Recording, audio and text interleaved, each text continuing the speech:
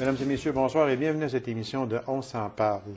La lignée, Opération Iris. Voilà le titre du livre de mon invité. Je vous la présente avec grand plaisir. C'est Madame Marianne Tessier. Madame Tessier, bonsoir. Bonsoir. Merci d'avoir accepté cette invitation-là, Madame Tessier. C'est très gentil à vous. J'ai lu le livre. On va en parler beaucoup. Êtes-vous d'accord avec moi que ce n'est pas un livre qui est facile à lire? Moi, je l'ai considéré comme étant créé pour les personnes qui ont une certaine... j'ai un ami qui a une difficulté pour pouvoir garder longtemps la lecture. OK. Et puis, je lui ai prêté, puis je lui ai dit, selon toi, peux-tu assimiler ça comme il faut? OK. Puis il m'a dit oui. Donc, je me suis basée sur sa...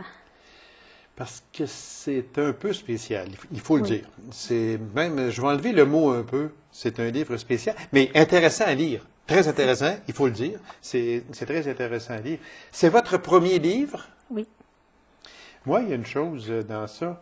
On dit que ce serait le premier tome d'une trilogie fantastique. Oui.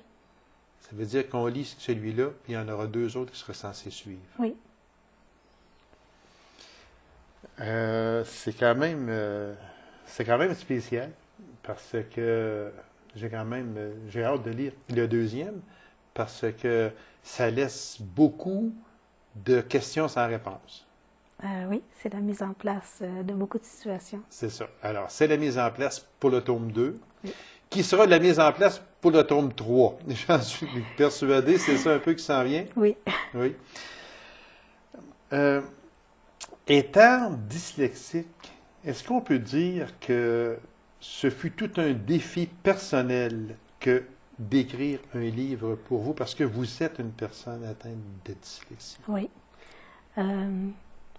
Quand on m'a dit que mes difficultés d'apprentissage étaient dues à la dyslexie, puis que le médecin, le spécialiste de Toronto qui était venu me le dire et me certifier à 18 ans, me dit que je ne pouvais absolument pas croire en mon rêve de devenir écrivain. Lorsque je suis sortie du bureau, j'ai fait comme, OK, peut-être que je ne pourrais jamais écrire pour le public, mais je vais écrire pour ma famille, mes amis. Pour vous? Pour moi. OK. Et puis, j'ai écrit plusieurs livres, j'en ai une dizaine chez moi qui sont mon écrits. Dieu, oui. Puis un beau matin, j'ai une amie qui venait avec sa fille. Et puis, j'avais oublié de serrer mon cahier, puis elle l'a lu. Puis elle ne faisait rien. Puis elle a dit, moi, je vais te corriger. J'adore ce que tu fais. Ah oui. Puis elle arrivait à 6 heures le matin, puis elle repartait à 3h30 de l'après-midi. Puis on travaillait toutes les deux sur le livre. C'était une complicité vraiment fantastique qu'on a, moi puis elle, ensemble. Là, vous venez de me dire que vous avez plusieurs livres. Oui. C'est ça. Bon. Là, vous en avez publié un. Oui. Il y aura une suite. Oui. Que vous êtes après à écrire au moment où l'on se parle ou qui est maintenant déjà écrit? Est en correction. OK, ça veut dire que le livre est écrit. Oui. Et il y aura un troisième tome, comme on a dit tantôt. Oui. Bon, la lignée Opération Iris, une trilogie. Oui. Pourquoi avoir écrit ça dans mes notes que j'ai ici? Est-ce que c'est vrai que ça fait au moins 25 ans que ce livre-là est écrit? Oui. Pourquoi avoir attendu 25 ans avant de publier?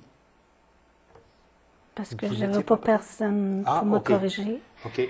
Puis, c'est le fait qu'une amie est rentrée, puis que tout s'est déclenché. Elle a décidé, on fonce. Puis après ça, on a fait des recherches pour confirmer ce que j'avais écrit, pour pouvoir être sûr que tout était bien correct. On est allé voir un spécialiste pour certaines choses, pour être certaine qu'on avait les bonnes solutions. Moi, si je vous demandais, réalité ou science-fiction? Un peu des deux. Moi, j'ai détecté dans ça, je peux quasiment vous dire qu'est-ce qui est science-fiction et qu'est-ce qui est réalité. Oui. Parce que il y a des choses dans ça, c'est sûr. Je ne veux pas vendre le punch, là. Loin de là, parce que je veux que les gens achètent ce livre-là, puis vous encourage aussi, parce que vous êtes une personne vraiment extraordinaire pour écrire un livre comme ça, quand on sait que vous êtes atteint de dyslexie, il faut le faire. Puis, je recommande ce livre-là aussi aux personnes qui... je ne dirais pas qui aiment la science-fiction, non. Puis je ne dirais pas qui aiment la réalité non plus, parce que c'est mi-figue, mi-raisin. Est-ce qu'on peut dire ça comme ça? Oui. On peut dire ça comme ça. À la suite de la publication de ce livre-là, Madame Tessier, moi, je vous demanderais, quel message de motivation diriez-vous aux jeunes? De jamais oublier leurs rêves, de ne jamais les laisser se faire écraser. Un rêve, c'est important pour un enfant. Et si on lui dit, en partant, dans son tout jeune âge, qu'il ne pourra pas atteindre ce qu'il veut, c'est détruire sa vie. C'est ce qu'on vous a dit à vous? Oui. C'est important pour un enfant, le rêve. C'est ce qui va le Oui, motiver. c'est sûr. Oui. C'est ce qui va le motiver pour plus tard. Puis, je crois que la société d'aujourd'hui fait beaucoup ça aux jeunes. Parce qu'on s'aperçoit que les jeunes ont beaucoup de problèmes d'apprentissage. On s'aperçoit que les professeurs ont beaucoup de difficultés avec ces enfants-là. Puis on les met un peu à part, un peu en retrait. Oui. Et puis, c'est pas le cas, c'est des personnes super fantastiques. Je suis d'accord, peut-être qu'ils n'iront pas atteindre des gros projets immenses, mais leur rêve, il va dévier, il va s'enligner tout près de ce qui va aller pour leur avenir. Si on les encourage, quand on leur dit tu vas y arriver, tu es capable, ils ne se décourageront pas d'apprendre. Ils vont toujours vouloir foncer, toujours vouloir aller plus loin, toujours vouloir atteindre leur but. Et c'est ce qui est important. Vous avez, si vous regardez, on le montre à l'écran ici, la lignée Opération Iris de Marianne Tessier, auteure macamicoise. Je vous le recommande beaucoup. C'est vraiment un livre pas facile à lire, je l'ai dit. Pas facile, mais quand on rentre dans le livre, comme on dit, là, on a de la difficulté à sortir du livre. Parce qu'on peut toujours aller voir qu'est-ce qui se passe tout le temps. Puis c'est vraiment extraordinaire. On dit que vous avez essuyé beaucoup de refus pour la publication de ce livre. Qu'est-ce qu'on vous disait pour dire non, Madame Tessier, on ne publiera pas votre livre? Premièrement, j'ai pas de scène intense de relation entre hommes et femmes. Et dans la société d'aujourd'hui, la plupart des livres ont de grands paragraphes qui concernent ça à l'intérieur, de grands passages. J'en ai aucun. C'est vrai. Et puis, c'était un gros... Par contre, j'ai une maison d'édition qui, elle, m'a répondu tout simplement, nous, on publie seulement que de la fantaisie, non du fantastique. Mais on a adoré ton livre. Nous sommes simplement déçus de ne pas pouvoir aller dans ces critères-là. Mon Dieu Seigneur. Fait que, puis c'est une grande maison d'édition. Ah oui. Donc, vous avez essuyé des refus de publication de livres, mais ça ne vous a jamais découragé? non. Parce que, pour vous, vous l'aviez écrit, vous étiez satisfaite, c'était comme, c'était personnel, c'était un bonheur personnel, c'était un défi personnel.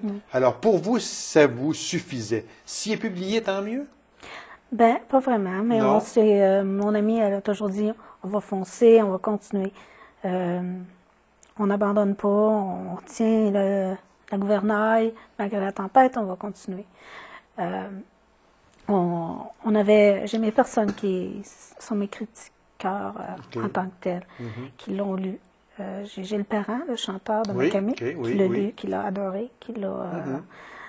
Et j'ai d'autres personnes qui sont vraiment dans le bout de Rouen, qui l'ont lu, qui l'ont adoré aussi, qui m'ont toujours poussé en arrière. Puis à un moment donné, il y a quelqu'un qui me dit, ben, je connais quelqu'un qui peut-être, si tu lui envoies le livre, il va peut-être faire de quoi, peut-être. Ouais. OK. Fait que, on lui a envoyé le livre. On a entendu, ça a pris 3-4 mois. Après ça, j'ai reçu un courriel me disant, je vais te rencontrer. Et puis, Cette édition, est-ce que c'est une maison d'édition de l'Abitibi? oui, mais lui, il fait ça plutôt pour lui-même, parce qu'il a publié lui-même ses livres. Ah, OK. Puis, il avait jamais pensé à essayer de trouver d'autres écrivains. OK. Et puis, c'est quelqu'un qui lui a dit, ben, tu devrais lire son livre. C'est ce qu'il a fait. Puis, il a adoré. Puis, Madame Tessier, on va rentrer dans le vif du sujet, comme on dit, du livre directement. Oui. Qu'est-ce qu'on appelle un roman classé international et la différence entre ce roman et le roman classique? C'est quoi? Parce qu'à un moment donné, vous en parlez aussi un peu dedans. Ça, c'est un roman classique? On peut l'appeler comme ça? Oui. Oui, exactement. À quel endroit ou à quels endroits votre livre a été et est distribué? Présentement, on le trouve sur Amazon en Europe. On le trouve aussi à La Sarre, à la Librairie du Nord, OK. à Rouen, OK. Boulon d'Ancrage. Oui. On le trouve aussi à Amos, la papeterie commerciale OK. d'Amos. Mhm. Et d'ici quelques jours, on devrait le retrouver à Val-d'Or. Bon. OK. Fait qu'au moins, votre livre est au moins présent chez nous beaucoup, puis c'est ce qui est important aussi, de vous faire connaître. On commence par chez nous. Après ça, bien là, on peut aller plus loin, défoncer des frontières, comme on dit.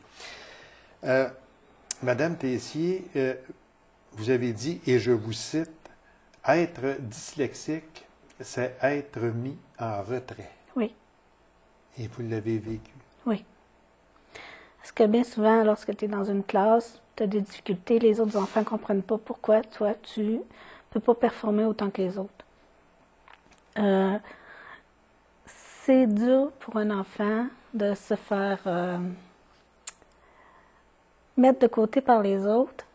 Fait qu'à un moment donné, tu te renfermes. Et tu te mets à l'écart. C'est vrai. Et- Ça devient une vie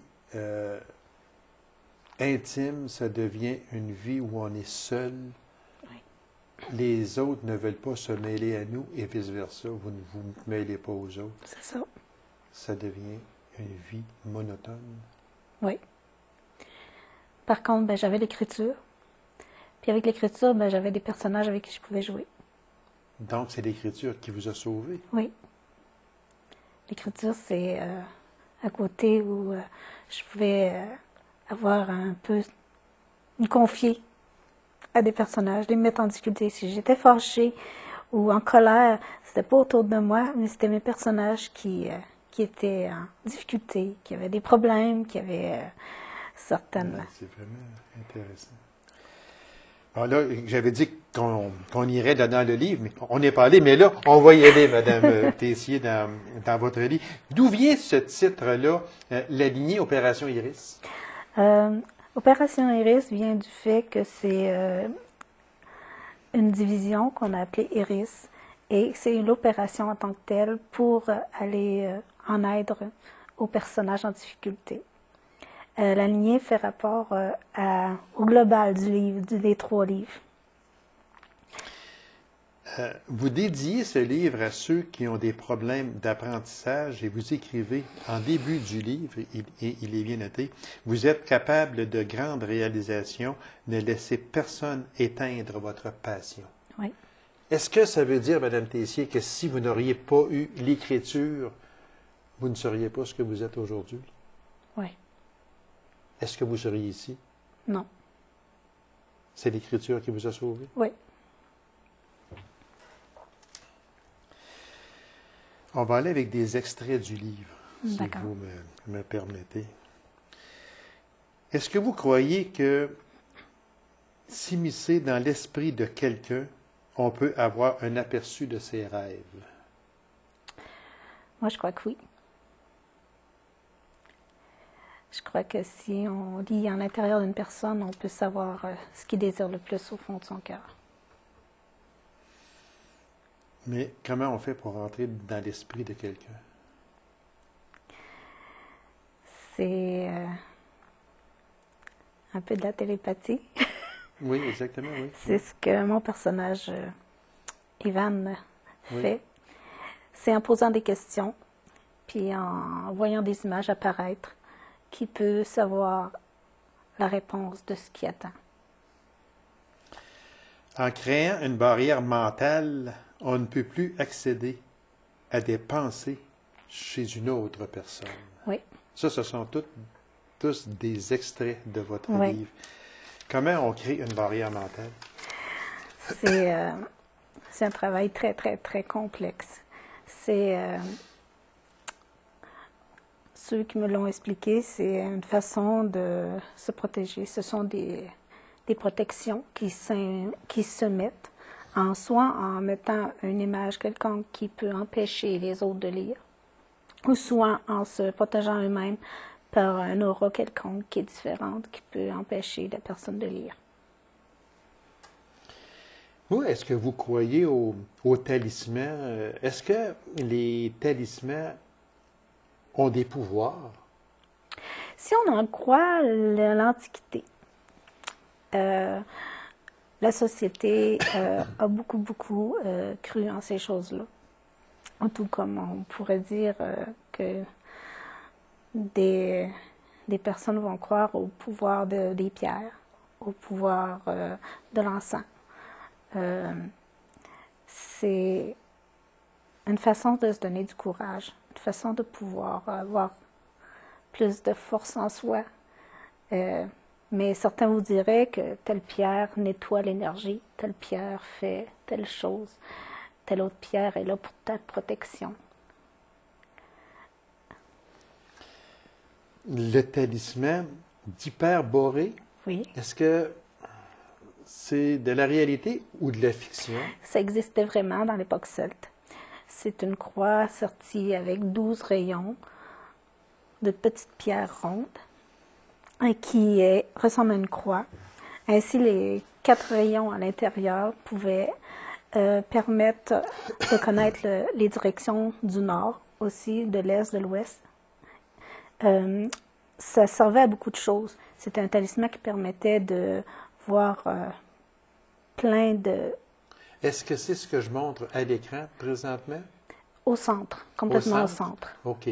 Alors, ça veut dire ici, là. Oui, c'est Ici? ça. OK. Oui. Ce n'est pas tout. On le rapproche là, ici. On le rapproche. Alors, ici. Voilà, ici. C'est ça? Oui, c'est ça. Vous l'avez dans le livre un peu plus agrandi en symbole. Oui, on l'a en oui, symbole là, partout à l'intérieur dans le du livre. livre. Exactement, oui. C'est ça. Oui. Oui. Aux pages 94, 95 et 96, moi, je les ai notées. OK. Et je vais vous dire pourquoi. Moi, je trouve que les renseignements sont d'une telle précision. Où avez-vous pris tous ces renseignements-là? C'est incroyable. Je vais peut-être, parce que là, c'est vrai que vous, là, vous en avez tellement lu et vu, mais je vais vous donner juste un exemple. Alison, un don double vue, de cristal, un don voyage astral. Il y en a tellement, c'est tellement précis. Où vous avez été chercher ça? OK. Lorsque j'ai écrit le livre, il y a plusieurs années Plusieurs de années ça, passées, oui. j'avais fait des recherches dans la bibliothèque à l'école sur l'art de la Deuxième Guerre mondiale. J'avais découvert que les États-Unis et les Allemands avaient fait la même recherche sur le point de vue des personnes douées de facultés psychiques de ces fonctions-là. Ça m'avait beaucoup intéressé, puis j'avais voulu en savoir plus loin. Et c'est de là que il en était venu pour eux de trouver une façon de pouvoir infiltrer, envoyer des agents secrets Oh oui, et ok. ainsi pouvoir lire au travers sans avoir à mettre la personne en danger, sans avoir à mettre trop de... Plus tard, il y a quelques années de ça, je dirais il y a 3-4 ans, j'ai découvert un autre reportage à la télé, au Canal D, qui parlait justement que, effectivement, il avait utilisé des personnes comme ça, puis qu'il en utilisait encore pour faire des découvertes. Pour faire des recherches, pour faire oui. des découvertes. Oui, sur les autres OK. pays. Parce que quand on dit ça, moi, ce que j'ai été surpris, puis c'est la raison où justement que j'ai pris en note les pages, parce que j'ai trouvé ça, mais j'ai dit, mon Dieu Seigneur est allé chercher ça où? Parce que c'est d'une telle précision là, que ça ne peut pas avoir été pris à peu près. Non. C'était vraiment étudié, c'était Oui, songé. oui, il y a beaucoup, beaucoup de recherches, beaucoup de... Ben, oui, parce que pour écrire un pareil livre, on ne dira pas le contenu, là, parce qu'on veut vous le faire vendre, ce livre-là, mais il y a de la recherche énormément là-dedans. Oui, et c'est vraiment passionnant. Tout ce qu'on a pu découvrir et tout ce qu'on a pu mettre. J'ai des dossiers d'accumuler énormes sur toutes les choses que j'ai faites comme recherche. Et là, pour le tome 2, j'en ai encore plus d'accumulés. Quand vous parlez de l'agence Bioinformation Iris, Oui. d'où est venu ce nom-là? D'abord, est-ce qu'elle existe? Non. OK. Celle-ci, je l'ai inventée. Oui, oui, c'est beau. Mais c'est que vous avez été le chercher quand même, parce que c'est quand même un nom qui est long. Oui. Puis ça Mais aurait pu être l'abbaye, autre- ça devient de l'abbaye. L'abbaye, c'est l'agence, c'est une agence qui, au lieu d'utiliser plein d'instruments, plein de choses électroniques pour arriver à des résultats que beaucoup de policiers ou font dépenser d'énergie, c'est naturel. OK. C'est quelque chose qui est naturel et c'est quelque chose qui, je trouve que si on utiliserait vraiment des personnes comme ça et qu'on leur donnerait une chance d'être vues et qu'on les mettait pas de côté, peut-être qu'on aurait plus de résultats dans certaines choses. Peut-être pas non plus, mais peut-être que oui. Oui, justement. Quand je vous ai demandé tantôt si c'était réalité ou fiction, je vais vous dire, il y a une chose, je pense, en tout cas, je pense, et vous me corrigerez si je suis dans l'erreur, ne vous gênez pas, mais où je pense que il y a un passage où ça peut être les deux, réalité et science-fiction. Et vous me direz ce que vous en pensez. Un arbre tellement vieux sur le lac du Parquet, sur une île, que même un satellite le protège en le surveillant 24 heures sur 24. Cet arbre est un thuya, c'est un conifère ornemental, un cyprès, et aurait entre 900 ans et 1000 ans. L'arbre existe sur l'île du Parquet. L'arbre existe. Oui.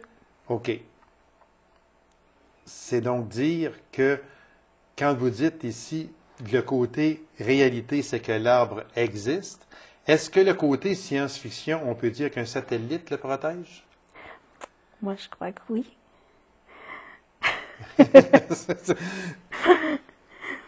Parce que il me semble que lors de nos recherches, on avait vérifié, puis c'était écrit, mais en plus petit, qui était sur surveillance satellite.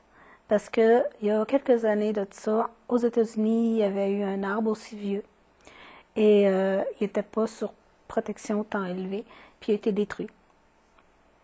OK. Donc, à cause de cet acte qui a été fait, je pense qu'ils ont plus essayé de protéger.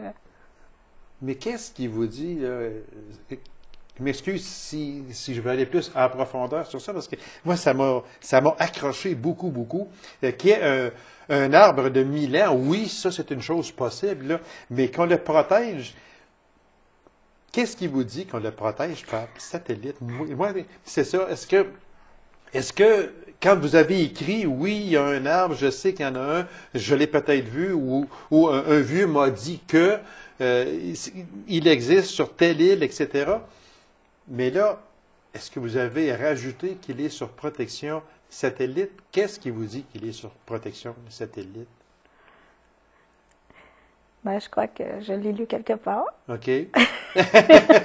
Non, mais je ne vais pas aller dans le secret des yeux, là. Absolument pas. Non. Mais seulement que, est-ce que c'est Oui, ça que je voulais... on l'avait lu quelque part, OK. oui.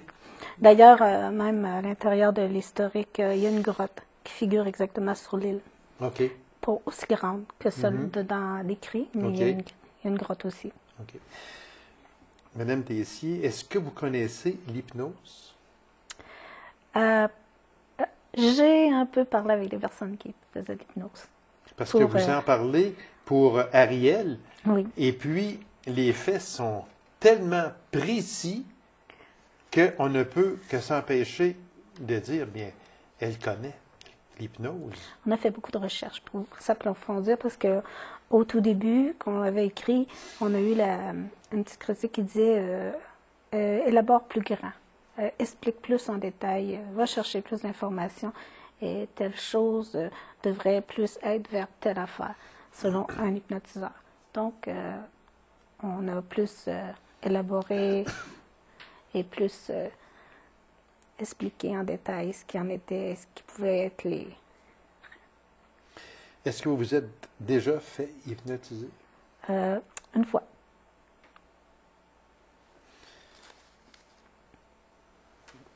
Ce livre-là aura une suite. Oui, La suite de ce livre-là aura une suite. oui. Est-ce que, au moment où l'on se parle, en 2014, est-ce que vous avez une idée, dans le 3e tome, comment ça va se terminer? Est-ce que déjà vous savez comment, dans votre optique à vous, Oui. j'ai déjà la fin de ce livre-là? Oui. J'ai déjà au-dessus de 90 pages d'écrits en brouillon. Sur le 3e tome, Oui, parce que c'est un livre qui se lit très bien, hein, vous choisissez en passant. oui. Moi, on ne peut pas lire ce livre-là très vite. Tu sais, s'asseoir, puis on lit, puis on lit, puis on lit. Parce qu'il vient un temps que, ouf, on vient là. Tu sais. Parce que, comme je l'ai dit, là, il est difficile à lire, il est passionnant à lire, oui, mais il est aussi, il y a un certain degré de difficulté qui fait que on ne peut pas s'asseoir une journée puis on passe à travers une journée. Moi, en tout cas, je ne serais pas capable de le faire. Est-ce que vous êtes d'accord avec moi? Parce Oui. qu'il faut prendre un recul, assimiler ce que l'on a lu, puis pas essayer de savoir qu'est-ce qui s'en vient, parce qu'on ne sait jamais qu'est-ce qui s'en vient. Je suis d'accord avec vous. Vous êtes d'accord? Madame Tessier, merci beaucoup. C'était très, très intéressant. Puis, le tome 2 est déjà presque prêt à être imprimé. Puis, le tome 3 a déjà des pages déjà qui sont écrites. Oui. Alors, vous viendrez nous les présenter avec grand plaisir, Madame Tessier. Merci. Alors, c'est moi qui vous remercie. Puis, à tous ceux qui voudraient ce livre-là, La lignée Opération Iris, qui est en librairie, c'est le tome 1, et il y aura 2 autres tomes qui vont suivre. Alors, mesdames et messieurs, merci, Madame Tessier. Merci. Alors, mesdames et messieurs, merci d'avoir été là. Vous en avez rendez-vous à une prochaine émission de On s'en parle. Au revoir et bonne semaine.